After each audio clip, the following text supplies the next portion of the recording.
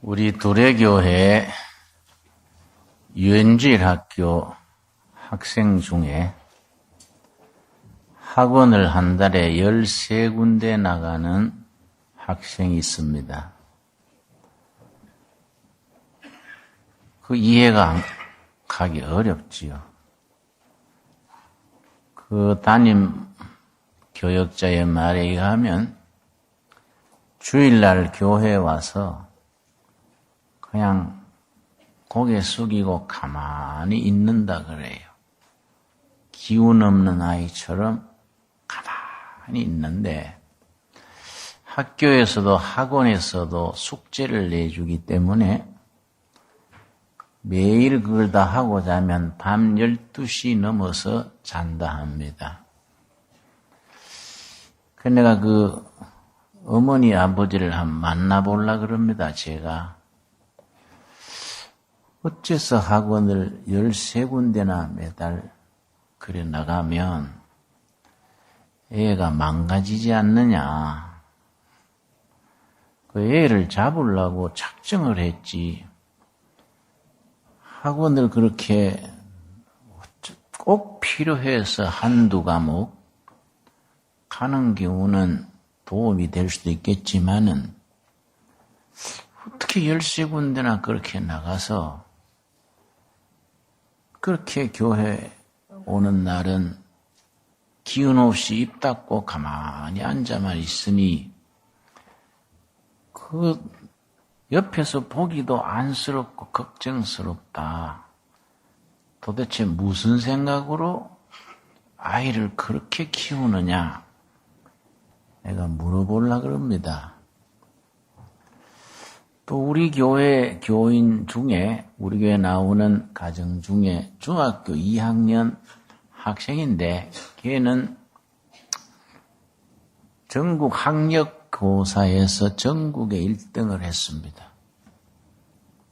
지난번에는 서울시에 1등을 하고 걔가 관심을 가지고 내가 가만히 보면은 한 3가지 특성이 있습니다. 부모와 더불어 주일날은 철저하게 신앙 생활을 합니다. 뭐 학원을 간다든지 뭐 다른 거 아니고 부모하고 꼭 교회를 성수주의를 합니다. 주일날은 공부에 매이질 않아요. 그러고 독서를 많이 합니다. 책을 많이 읽습니다. 책 많이 읽는 아이들은 자연히 성적이 올라가게 되어 있습니다. 책을 많이 읽는다는 게 벌써 그게 정신적인 토양이 되고 집중력이 벌써 있다는 말이 되고 끈기가 있게 되는 겁니다. 근데 걔가 책을 그렇게 많이 읽는 습관을 어디서 받았느냐 하면은 그 어머니가 아주 어릴 때부터 벽앤머리에서 동화책 읽어주고 성경 읽어주고 거기서부터 자리가 잡힌 거지요. 어릴 때 요셉의 이야기, 다니엘의 이야기 엄마가 읽어주면서 어려서부터 책을 가까이 하게 한 겁니다. 또 내 걔를 가만히 보면은 교과서를 중심으로 예습 복습을 차근차근 철저히 해요.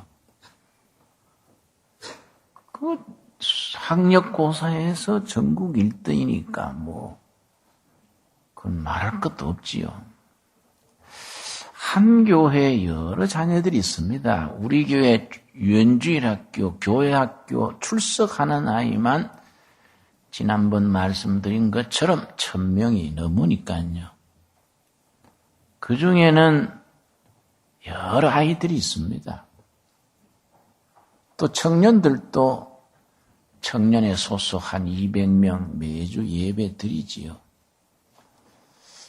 나는 당회장으로서 틈틈이 살핍니다. 우리 교회는 목회의 중심이 교육 목회니까요. 교육. 근데 그동안에는 이런저런 프로그램에 밀리고 바빠서 간판은 교육 목회라고 걸어놓고 내용을 요즘 말해서 콘텐츠를 충실하게 채우지를 못했는데 이제 마음에 여유도 생기고 정신이 바짝 드는 깁니다. 이렇게 어영부영 하다가는 세월만 가버리고 나중에 예수님 앞에 큰 꾸지람 듣겠다.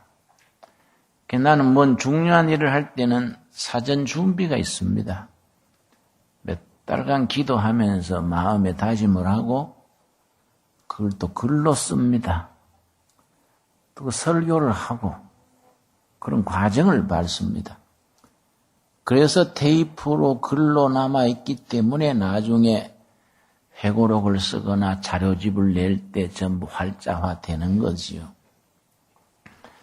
내가 서두에 이런 말씀 드리는 것은 지난 주일 또 교육 목회에 대해서 말씀드렸거니와 오늘과 다음 주일까지는 아마 교육 목회 주제로 말씀을 나눠야 될 것 같습니다. 2009년에는 우리 두레교회 목회회인데 그 중에서도 교육 목회를 정말 제대로 정착을 시키는 해로 세우겠다. 네 목표입니다. 교육 목회를 다 기초를 잡아난 뒤에는 치유 목회지요. 힐링 미니스트리. 지난주에 말씀드렸지요. 마태복음 9장 35절에 예수님의 3대 목회. 가르치시는 교육 목회, 티칭 미니스트리. 약한 자, 병든 자, 고치신 치유 목회, 힐링 미니스트리.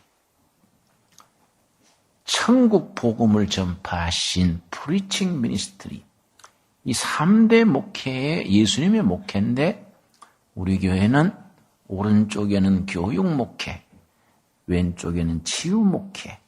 이건 우리 교회뿐 아니라 예수님의 교회가 가는 곳에는 이 3대 목회가 반드시 따르는 겁니다. 여러분, 제가 본론에 들어가기 전에 익히 하는 이야기 한 가지 내가 되풀이하겠습니다. 아프리카 원시림의 원숭이 떼들이 집단으로 사는데 유럽의 동물학자들이 그 아프리카 원숭이 떼의 생태를 연구했습니다. 매년 여름마다 가가지고 원숭이 떼들의 생태를 조사를 했습니다. 몇 년간 조사한 결과 원숭이들은 하루 6시간 이상 나무 타고 열매 따먹고 원숭이들은 매일 6시간 이상 움직이는 겁니다. 그 열매 따먹고 나무 타고 뒹굴고 그러면서 원숭이들의 나름대로 원숭이 공동체를 이루어서 건강을 유지하고 사는데 그 지역이 국립공원으로 선정이 되고 외국 관광객들을 위해서 호텔이 세워졌습니다. 그래 여름마다 가는 유럽의 그 동물학자들도 이제 전에는 천막 쳐놓고 연구했는데 이제 호텔에 유숙하면서 원숭이 떼들을 여름마다 연구를 했습니다. 그런데 이상한 일이 일어난 겁니다. 원숭이들이 나무 타기를 하다가 툭 떨어지는 겁니다. 원숭이가 나무에 떨어진다는 말도 있지 않습니까? 안 그러던 버릇이 나무 타다가 그냥 툭 떨어져가 밑에 뒹구는 거이지요. 그럼 원수들이 쩔뚝쩔뚝 절어요.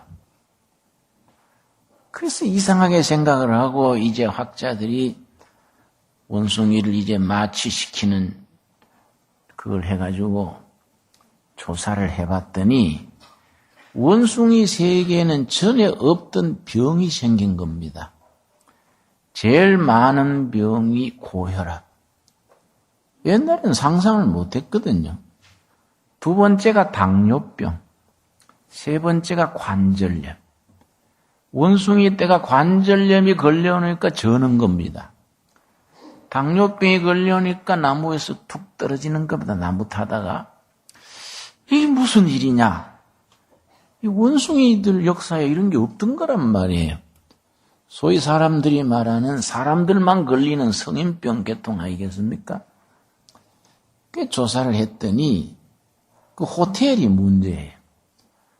호텔에서 외국 관광객들이 와가지고 식사를 하고 남는 음식, 스테이크 남은 거, 피자 남은 거, 햄버거 남은 거 이런 것을 밀림 한쪽 갖다가 버린 겁니다. 원숭이들이 그걸 주워 먹은 것이지요. 그걸 주워 먹고 배가 부르니까 하루 6시간 이상 운동하고 나무 타고 하던 원숭이들이 배가 부르니까 나무 밑에서 앉아가지고 자는 거지요. 배 부르니까 이제 나무 안 타고 나무 밑에 앉아가지고 졸다가 또 한숨 자고 나면 배가 출출하면 또 호텔에서 버리는 음식을 또 와서 주워 먹은 거지요.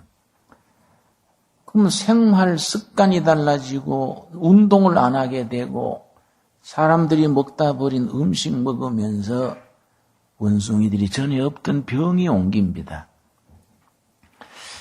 그래서 이제 그 학자들이 야 이거 문제다. 그 원숭이들을 치료를 해야 될 텐데 그렇다고 뭐 원숭이들 따라다니면서 인슐린 주사를 놓겠습니까? 원숭이 형제 여러분 고혈압 조심하세요. 하루 한 알씩 약 드세요. 할 수도 없는 거이고 이거 대책이 없는 거지요. 그래서 어떻게 했냐면은 그 정부의 협조를 받아가지고 호텔에다가 지시를 했습니다. 밀림에 음식 버리지 말아라. 음식 남은 걸 태우든지 땅에 묻어라. 그렇게 이제 조치를 했는데 그렇게 하니까 원숭이들이 음식 주워 먹을 게 없으니까 배고프니까 다시 밀림으로 돌아간 겁니다. 옛날처럼 6시간 이상 나무 타기를 하고 뒹굴고 자연에서 과일을 따먹고 이렇게 하면서 절든 것도 고쳐지고 병이 고쳐진 거이지요. 내가 말씀드리고 싶은 것은 뭐 원숭이 얘기가 아니고 사람들의 얘기고 우리 자녀들의 얘기입니다. 원숭이들이 수십만 년, 수만 년 동안 원숭이들 몸속에 요즘 말하는 원숭이들의 DNA 속에 원숭이들의 살아가는 방식이 다 그게 들어있는 거 아니겠습니까? 원숭이는 하루 6시간 이상 나무 타면서 운동하고 자연에 있는 과일 따먹고 그렇게 하면서 원숭이 공동체를 이루고 건강하게 살아가는 거인데 이 생활 습관이 바뀌고 운동 안 하고 음식 바뀌고 하면서 없던 병이 생긴 겁니다. 사람의 경우는 더 말할 것 없습니다. 하나님이 애초에 사람을 지으실 때에 사람들 속에 이렇게 사는 것이 사람다운 삶이다. 그 기본이 있는 겁니다. 또 그 이후로 인류 역사 이래로 길고 긴 세월 동안에 원시사회, 무슨 봉건사회, 왕정사회 내려오면서 길고 긴 세월 속에 사람들이 살아오는 삶의 방식이 다 우리 DNA 속에 입력이 되어 있지요. 그걸 지키면서 살 때 인간은 신체적인, 정신적인, 영적인 건강을 누리는 거인데 그게 무너진 겁니다. 아까 말씀드렸듯이 초등학교 애를 한 달에 학원을 13군데를 보내면 걔가 견뎌낼 재간이 없지요. 교회 와가지고 기운 없이 고개 숙이고 있는 겁니다. 그런 애들이 중학교, 고등학교 올라가면서 그 정서적인 상태, EQ, 건강 상태가 어떻게 되겠습니까? 그래가지고 명문대학을 들어갔다 한들 그 대학 시절이나 대학교 나온 뒤에 사회생활이 제대로 되겠냐 이 말이에요. 그러니까 우리가 이 참 교회가 내 자식, 너 자식 할 거 없이 이 자녀들에 대한 교육 문제, 심각한 문제가 아닐 수 없지요. 그러니까 나는 두레교회 우리가 창립하던 때부터 교육 목회에 초점을 두고 정말 성경적인 바탕 위에서 바른 교육을 실시하는 교회가 되자. 그래서 두레교회 목회는 교육 목회라고 늘 얘기해 왔습니다. 이제 그동안에 많이 뜸을 들였으니까 이제는 구체적인 내용, 프로그램, 교육 내용이 실천이 돼가지고 우리 교회 안에서 교육 사건이 일어나야 돼요. 교육 사건. 교육 사건이 자녀들 한 명 한 명 속에서 교육 행위가 제대로 이루어져야 하는데 이게 뭐 대충 할 문제가 아니란 말이죠. 그래서 내가 두레교회 교육 목회 5가지 기준을 말씀드리는 겁니다. 지난주에 첫 번째 기준 말씀드렸습니다. 기억나시지요? 예수님이 자라실 때의 그 기준입니다. 예수님이 유엔주일 학교, 예수님의 청소년 시절 어떻게 자라셨느냐? 성경에 나오는 누가복음 2장 52절 예수님이 자라시던 때 유일한 말씀이지요. 예수는 지혜가 자라가며 무슨 성장이라 그랬습니까? 지적인 성장. 키가 자라가며 신체적 건강, 신체적인 성장. 세 번째, 하나님께 사랑받고 영적인 성장. 마지막에 사람들에게 더 사랑받으시더라. 사회성이죠. 사회성. 사회적인 성장. 이 4가지가 균형 있게 자라서 건전한 인격, 건전한 사회인, 자신과 이웃을 행복하게 하는 그런 인간다움을 지니게 된 거인데 그걸 홀리스틱, 전인교육, 홀리스틱 에듀케이션, 전인교육. 공부만 잘하고 몸이 약하다든지 몸은 아주 튼튼한데 머리가 비었다든지 세상적으로는 잘났는데 영적으로 텅 비었다든지 이런 게 아니고 4가지 요소가 균형 있게 자랐을 때에 참 전인적인 인간의 성숙이지요. 그게 우리가 첫 번째 조건. 그 4가지를 균형 있게 기르자. 첫 번째 우리 교육 목회의 출발점입니다. 오늘은 2번째입니다. 2번째. 교회에서 교육시키는 게 한계가 있지요. 주일날 우리가 1시간, 2시간 애들 설교 듣고 분방 공부하고 그걸로 애들이 삶을 딱 잡아줄 수가 없는 거이지요. 중요한 건 가정이죠. 가정에서 제대로 되지 못한 아이들이 학교에서라고 되겠습니까?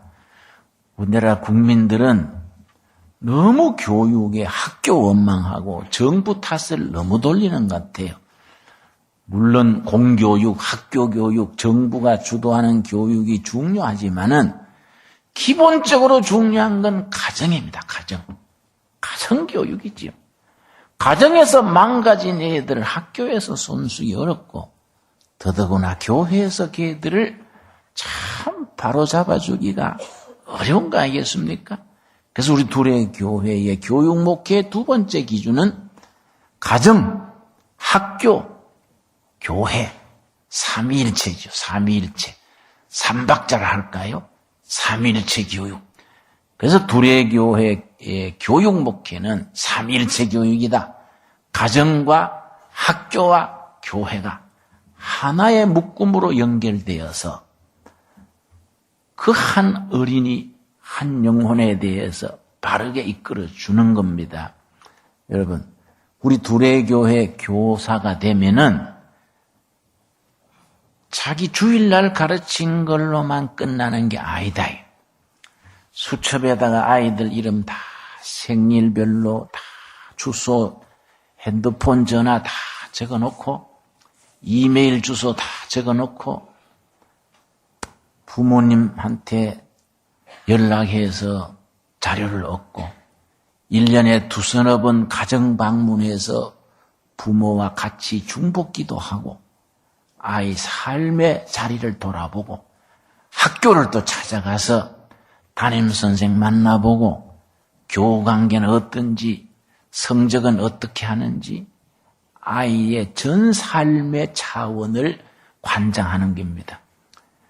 그리고 생일도 챙겨주고 그런 중에 아이들이 그 교사의 영적 지도와 멘토링 속에서 바르게 자라지요. 이번에 우리 아들 초등학교 3학년 때인가 생일 파티를 하는데 내가 이제 저것하고 같이 인원해서 생일 파티 우리 집에서 열어줄 테니까 너 친구들 초청해라. 그랬더니 남자친구가 6명, 여자친구는 1명 왔더라고요. 그 내가 너희 문제가 있다. 여자친구도 여러 초청해가지고 고루고루 사귀어야지 한 여자만 따르고 사귀다가 나중 그 여자밖에 모르고 결혼해봐라. 너가 아버지처럼 여자한테 매여버리잖나. 그러니까 고루고루 폭넓게 사귀는 거다. 폭넓게. 너 생일 파티에 남자친구 6명이면 여자친구도 그런 숫자 초청해서 물론 너가 나이에 친구로 사귀지만은 고루고루 폭넓게 사귀어라. 내가 다시 투자할 테니까 파티 다시 열어. 그랬더니 다음 모임에 여자도 5명인가 이렇게 왔더라고요. 어릴 때 얘기예요. 그 뭐 작은 일 같지만은 그게 우리가 자식 키우는 배려다요. 자식의 사회성, 인간관계 이런 걸 어려서부터 우리가 관심을 가지고 살피고 우리가 보완을 해주는 겁니다. 여러분, 그게 가정에서, 학교에서, 교회에서 이게 서로 연결이 돼가지고 가정교육, 학교교육, 그리고 교회교육. 이거 중심에 우리 교회 교사들이 딱 중심에 서서 이걸 잡아주는 거이지요.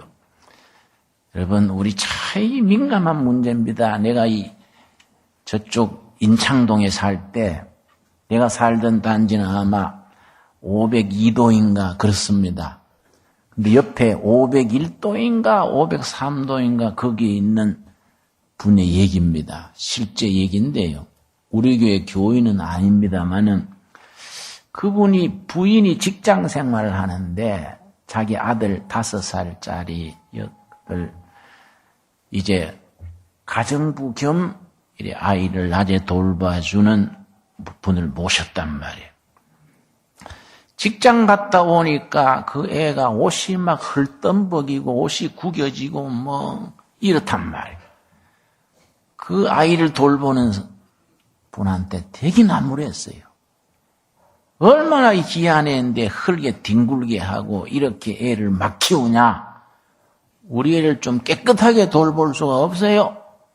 그랬더니 그 분이 말하기를 내 생각에는 애들이 클 때 그렇게 뒹굴고 헐만지고 이 건강할 텐데요. 그러니까 눈을 흘기면서 사람이 수준 따라 다르다고. 뭘 그런 식으로 애를 그렇게 막 굴리냐. 좀 깨끗하게 단정하게 키우라고. 2번, 3번 얘기했는데 안 고쳐진 거예요. 직장 갔다 오면 애가 막 옷이 막 흐트러지고 막 그렇단 말이에요. 몇 번 경고도 안 되니까 그 사람을 해고를 시켰습니다. 그 다른 선생을 가정부를 데렸는데 경고를 했어요. 지난번 선생은 우리 애를 막 따라가지고 흙에 뒹굴게 하고 애를 그래 길렀길래 내가 몇 번 얘기해도 안 돼가지고 내가 해고시켜서 새로 모신 거예요. 우리 애를 잘 좀 깨끗하게 단정하게 돌보세요. 이 부탁을 했습니다. 그 선생은 잘하는 거예요. 학교가 퇴근하고 오면 옷도 깨끗하고 애가 아주 얌전하게 가만히 있는 거예요. 몰란 거예요. 아, 우리 애가 단정하구나. 이번에 맡은 분은 잘 만났구나. 아주 안심을 했는데 얼마 지나면서 이상해진 거예요. 애가 너무 얌전하고 풀이 죽고 가만히 있는 거예요. 나중에 이상해서 진찰해 보니까 자폐증이 됐어요. 자폐증. 왜냐? 꼼짝 못하게 한 거예요. 헐묻는다. 뒹구지 마라. 가만히 있어라. 단정해라. 얘가 그 나이에 이렇게 뛰고 뒹굴고 발산을 해야 하는데 단정해라. 가만히 있어라. 조용해라. 자꾸 그걸 체근하니까 감당을 못해서 자폐증이 돼버린 겁니다. 나중에야 자폐증 된 줄 알고 하늘이 무너진 것 같지요. 어쩔 수 없이 직장 사표 내고 개 붙들고 울면서 얘기를 하는데 자기가 몰랐다 이게. 응? 그 나이에 애들은 뒹굴고 뛰고 이렇게 해야 되는데 얌전해라, 조용해라, 옷 버리지 마라 이게 되냐 이게. 여러분 우리 너무들 부모 되는 준비가 안 돼 있어요. 그러니까 부모 학교란 게 없습니다 우리가. 응? 그 부모 되는 연습도 없이 그냥 자식 낳아가지고 그냥 귀한 줄 말고 키우고 이러다가 잘못된 길로 나가는 거이지요. 여러분 우리 교회는 참 자원이 많지 않습니까? 뭐 해도 자식 키우는 교과서 성경이 있죠. 성경 말씀 위에서. 그래서 에베소서에서 5장에 말하기를 예수님의 가르침과 예수님의 훈련으로 너희 자녀들을 길러라. 예수님의 가르침과 예수님의 훈련으로 자녀들을 가르치고 훈련시켜라. 오늘 읽은 본문 말씀 신명기 6장에 창세기 구약 성경을 대표하는 말씀입니다. 신명기 6장 4절 말씀, 워낙 유명한 말씀이니까 우리가 암송하다시피 할 수 있는 본문입니다. 이스라엘아 들어라. 들어라가 히브리 말로 쉐마입니다. 쉐마. 원문에는 쉐마가 먼저 나옵니다. 쉐마 이스라엘. 들어라 이스라엘아. 우리 하나님 여호와는 오직 유일한 여호와시니 너는 마음을 다하고 뜻을 다하고 힘을 다하여 너 하나님 여호와를 사랑하라. 6절 말씀. 하나님 사랑하는 기준 2가지 중에 첫째입니다. 오늘 내가 너에게 명하는 이 말씀을 너는 마음에 새기고 하나님의 말씀을 우리 마음판에 잘 박힌 모처럼 새기는 겁니다. 둘째가 중요하지요. 7절. 어떻게 시작됩니까? 너 자녀에게 부지런히 가르치며 자식에게 말씀을 부지런히 바르게 끈기 있게 가르치는 것이 하나님 사랑의 실천이지요. 실천. 여러분 요즘 조기 유학도 보내고 자식 교육 때문에 아버지하고 떨어져 있는 자녀들이 많습니다. 내가 속으로 걱정스러운 겁니다. 그 나이에 아버지가 인격적인 영향뿐 아니라 신앙생활에 본을 보이는 기준이 돼줘야 하는데 아버지 떨어져서 저 멀리 있으면은 사람 살아가는 기본 도리 이게 빠지지 않을까. 그리고 공부는 잘해가지고 좋은 대학 들어갔다 치고 이 신앙적인 기초 그 사람이 영적으로 자라는 단계가 있습니다. 단계. 그 단계마다 그 필요한 지도가 있는데 거기 빠져버리면은 저기 문제가 되지 않을까. 여러분. 그러니까 좋은 대학이 문제가 아니다 말이에요. 내 같은 경우는 아주 지방의 후진 대학 나왔죠. 서울 상대 중에 상대죠. 서울서 상당히 멀리 있는 대학이 대구 변두리의 대학입니다.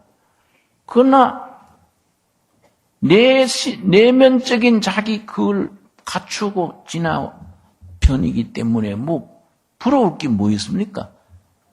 당당하게 아주 일하고 살아간다 이 말이에요. 좋은 대학은 보냈는데 중간에 가정이 빠져버리면은 정신적인 공백이 생기고 영적인 공백이 생기고 문제가 생기는 겁니다. 우리 교회가 우리 자녀들, 이 지역사회 자녀들 우리가 할 수 있는 만큼 그런 내용을 잘 채워줘야 돼요. 그래서 한 아이, 한 나이, 한 학생, 한 학생에 대해서 우리가 투자를 해야 돼요. 그래서 그 애들에 대해서 우리가 관심과 배려, 투자.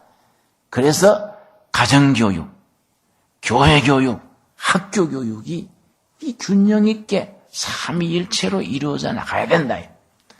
세 번째가 뭐냐면은 내가 두레교회 교육 목회 5가지 기준을 지금 말씀드린 겁니다. 첫 번째는 지난주에 말씀드렸는 누가복음 2장 52절에 4가지 균형 잡힌 교육.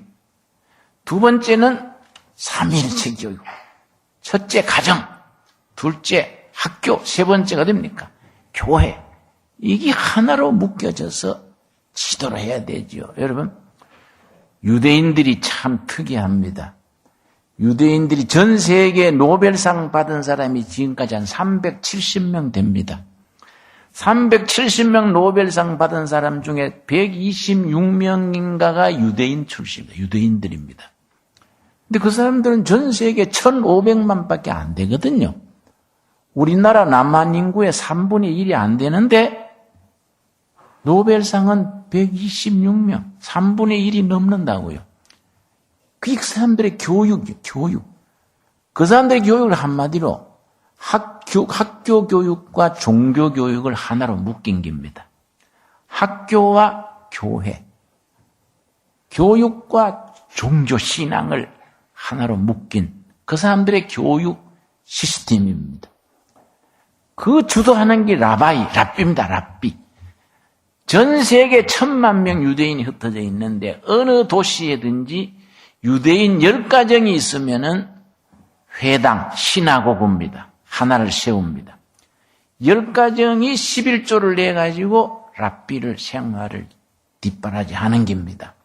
이 랍비가요, 신앙 지도만 하는 게 아니라 전 생활의 전 차원을 지도합니다. 랍비가 되려 그러면은 자녀들 중에 제일 총명한 A급이 랍비 후보로 올라갑니다. 그래서 랍비 되는 과정에 전공 과목을 3가지를 합니다. 과학이면 과학의 1가지, 물리학이나 화학, 생물학 1가지, 인문과학의 1가지, 또 이렇게 성경, 자기들이 말하는 토라 1가지, 3가지 이상을 전공을 합니다. 폭넓은 지식과 지도력을 닦는 겁니다. 그래가지고 특별히 자녀 교육에 랍비들이 책임을 집니다. 공부를 시켜가지고 대학 갈 때 전공을 누가 정하느냐 하면은 랍비가 정합니다. 본인의 의견, 부모의 의견, 담임선생의 의견, 3가지 의견을 종합을 해서 결정을 랍비가 합니다. 우리는 식으로 말하면은 우리 수능고사 치는 학생들, 우리 자녀들 있지요. 어느 대학에 어느 과를 갈 것이냐 결정을 목사가 한다 이 말이에요. 랍비가 그걸 결정하는 겁니다. 본인, 부모, 교사 이래가지고 너는 예술 분야, 너는 메디컬 스쿨, 너는 로 스쿨 이 결정을 하는 겁니다.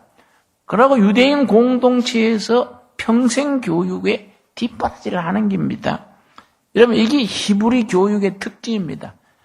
거기서부터 어려서부터 길러진 그 자녀들 속에 세계적인 인재들이 나오는 거이지요. 여러분 금년에도 수능고사가 11월 13일입니다.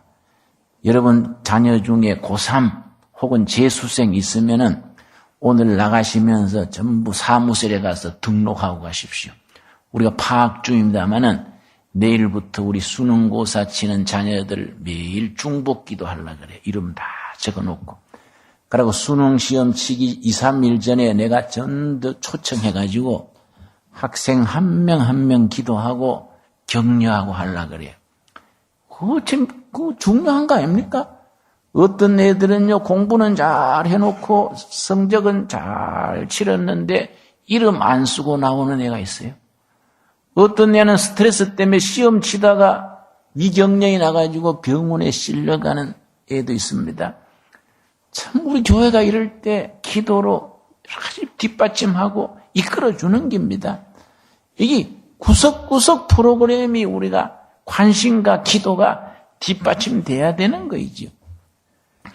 우리 둘의 교회에 그래서 교육 목회 세 번째는 담임선생이 1년 맡았다가 끝나는 게 아니다. 이 말. 모든 자료를 다 입력시켜서 계속 교육이 이어지도록 평생 교육, 지속적인 교육, 계속 걔들을 돌봐줘야 돼요.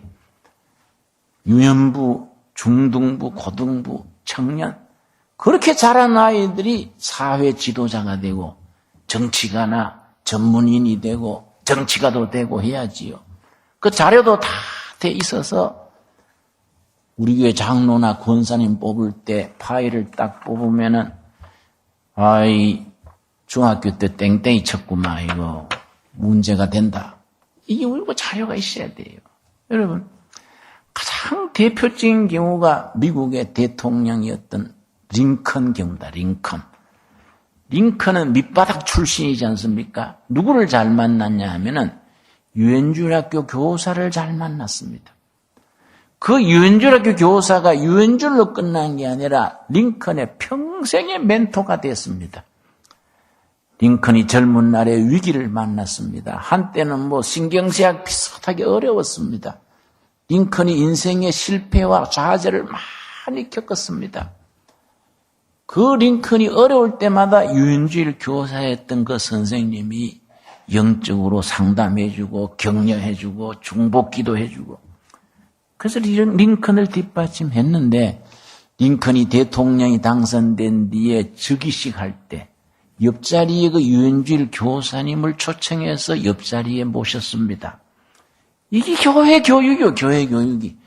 평생 이어지면서 뒷바라지를 교회에서 해줘야 되는 겁니다. 그래서 어떤 교회에 우리 자녀들의 영혼을 맡기느냐 소중한 거다 이게. 근데 요즘 교회가 너무 들락날락해요. 물론 교회로서 책임을 느끼지요. 교회로서 정말 제대로 투자해서 평생에 걸친 지속적인 참 배려와 관심과 투자 그 인생 전반을 이끌어줘야 하는데 그렇지 못한 경우들 물론 많지요. 우리가 딱 그런 점에서 관점을 딱 세워가지고 우리가 제대로 해야 돼요. 제대로 해서 하나님을 사랑하는 기준, 하나님의 말씀을 너 마음에 새기고 두 번째 뭐라 그랬습니까? 너 자녀에게 말씀을 제대로 가르쳐라. 제대로 가르치는 것을 그냥 설교하고 듣고 끝낼 게 아니라 이걸 프로그램을 만들고 실천을 하고 또 평가를 해야 돼요. 평가를 하고 우리 둘의 교회가 그런 점에서 교육 목회 내용이 충실한 우리 내용을 갖추어 갈 수 있게 되기를 바랍니다. 우리 기도하겠습니다. 주님 은혜를 감사드립니다. 주님께서 우리를 사랑하셔서 하나님의 자녀로 세우시고 둘의 교회 성도로 불러주시고 우리 자녀, 이웃의 자녀, 지역사회 자녀, 이 시대의 자녀들을 우리에게 하나님의 말씀을 지키도록 가르치라는 그 명령을 따라 헌신케 하셔서 감사드립니다. 마음을 다하고 뜻을 다하고 정성을 다하여 우리 자녀들을 하나님의 말씀으로 깨우치며 예수님의 교훈과 훈련으로 그들을 이끌어가게 하여 주시옵소서. 예수님 이름 받들어 기도드려 사옵나이다. 아멘.